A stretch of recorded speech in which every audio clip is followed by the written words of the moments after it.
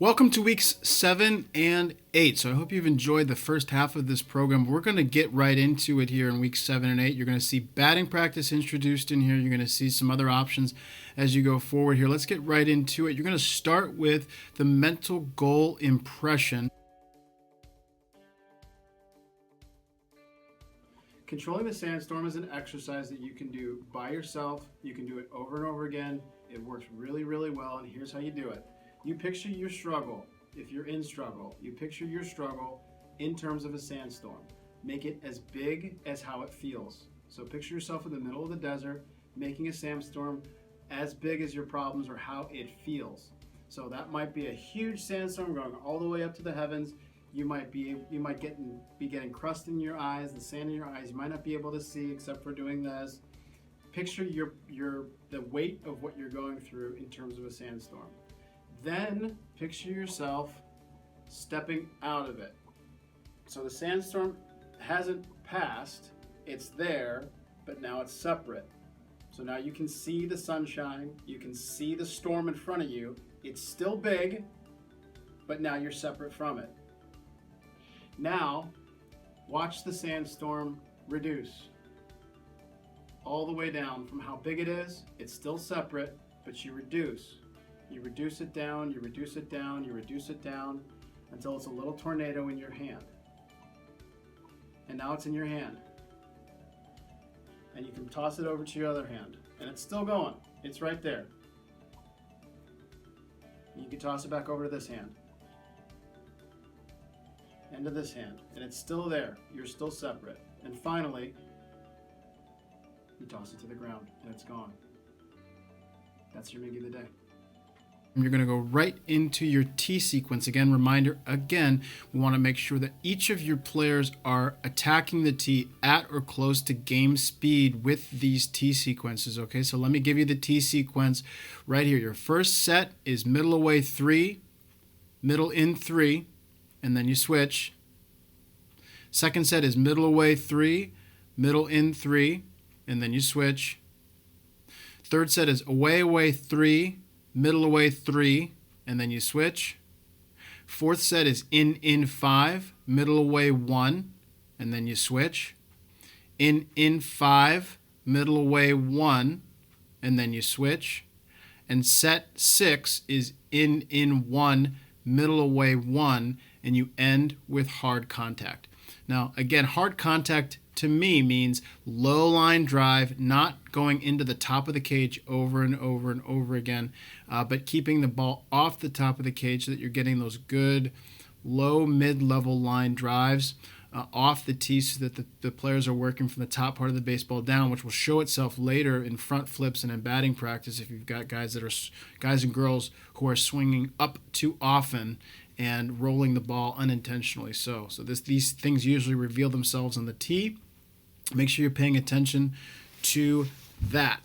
So in week 7 and 8, the optional exercises are going to be performed in front flip fashion. If you can see there, it's going to be with the ball moving. That simply means we want you to be set up as though these are being done on the tee, but instead of doing them on the tee, you're going to flip to the player, and the player is going to be hitting these balls when they're moving instead of when they're not moving on the tee. So they're a little bit more of a difficulty in here as we enter weeks 7 and 8, and you're going to love these things. The players are going to love them, and we're going to use these drills to increase and improve hand-eye coordination and dexterity with each one of your players. So those optional exercises, here are your options for one of those.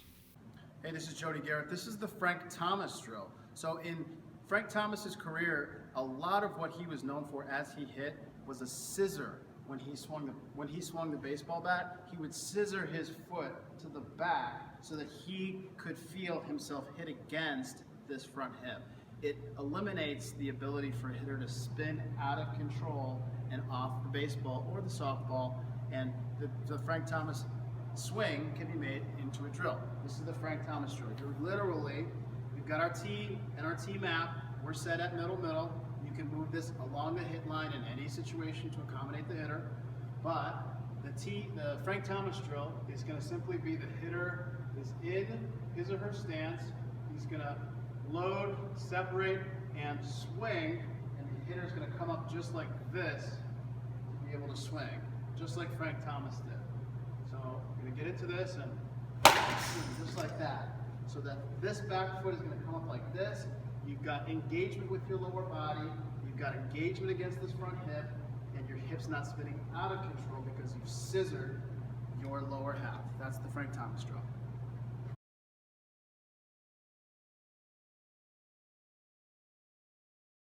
Hey, I'm Jody Garrett. This is the pre-fired lower half drill. What we're doing here is we're trying to mimic what it feels like at the end of a swing by already firing the lower body at the correct point and just working and reverse engineering the swing from there. So this is how it works. We got the hitter, we've got our tee, we've got our tee map. We're going to set up in our location, we've got the tee on, okay? What we're going to do is we're going to have the hitter take a false swing and bring him or herself all the way out to a place where he's finishing, he or she is finishing an aggressive swing, okay? So I've already fully rotated, my back heel is up, I'm into it just like this, and I'm going to rotate back and swing.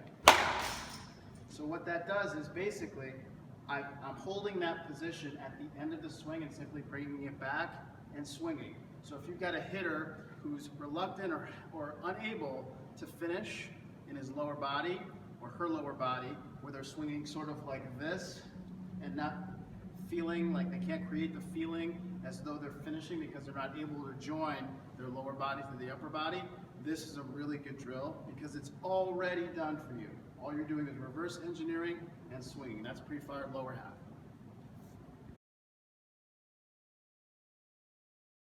Ball in the T plus knee slap drill, or in the front flip plus knee slap drill, which is another different variation of this exercise, you've got this element, but now we're swinging the baseball bat. So we're going to get into our stance, and we're simply going to take a swing. We've got our tee and our tee map, and we've got the tee at middle, because this is where we base everything off of. You can move it on the hit line based on what you're trying to do with the hitter and what the hitter's needs are. But you're going to get into your stance. You're going to load, and at contact, you're going to see the knee slap just like that. So it's an over-exaggeration of getting this back hit through the baseball. But we're just going to do it by literally getting the foot off the back, off the ground. So we're going to see that. We're going to come back and through. It's going to look like that. You're going to see that knee come all the way through. You want to be able to lock out this front hip a little bit. You don't want to see a hitter spin out of control when he hits or she hits. You want to see the hitter hit against the front side of the hit against the front hip, just like this, by locking it out a little bit and rotating against it, crashing into it just like that by doing this exaggeration. This is the T plus knee slap. So again, I want you to make sure that you only do one of those optional exercises. So you want to do 5 minutes of optional exercises. If you want to break that down into sets per player, 3 sets of 10 repetitions for the optional exercise would suffice. If you get about 30 reps of the optional exercise, the player will get something out of it. Next on the list is front flips. These front flips will be at medium and hard velocity. The locations are going to be all included. So again, you can go all the way to in, you can go all the way to away, but you can't increase the velocity to hard velocity. You can do these underhand, you can do them overhand, or you can switch them up. If you're in baseball, you can switch them up. It works pretty well to make sure that the player is on point with the loading process and with squaring up the baseball bat or the softball bat to the ball, whether it's coming underhand or overhand. So make sure that if you do have an advanced team, that you're challenging them and pushing their limits as to how well they're able to square up the baseball or softball. So that's front flips. You're going to do a minimum of 3 sets of 7 to 10 reps per set. That's the front flip work.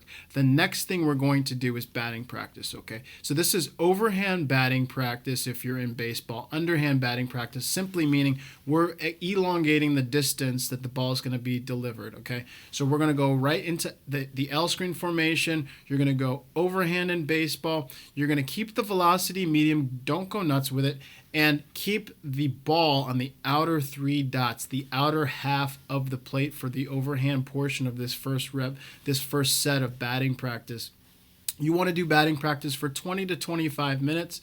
You want to be able to have about 7 reps per round, and you want to be able to do as many of those sets of 7 as time will allow once all of your other work is done. You want to be able to do 20 to 25 minutes total of your team training is going to be geared towards batting practice overhand, okay? And again, what we want to do is you want to make sure that the players are carrying over what those skill sets you have been building up with tee work and then with front flips, because this is where there's another leap where you're going to see a player swing slightly differently to accommodate the difference in where the ball is being delivered from. So remind them to be at or close to game speed with batting practice. It is medium velocity, so that is an okay signal to give to your teams to be able to stay aggressive and to be able to swing and keep their hands inside the baseball, but be aggressive.